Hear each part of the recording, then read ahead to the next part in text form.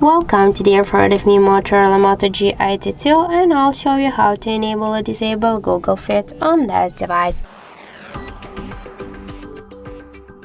So just now we can see that the Google Discover is activated, and if you want to turn off this feature, just hold for a while your device screen, and after that tap here to Home Settings, then tap to the swipe access and switch Google Fit to nothing.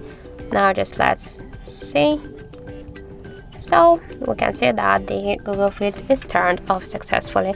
If you want to turn it on again, by the same way, hold your device screen, click to the Home Settings, tap to swipe access and switch nothing to Google Fit.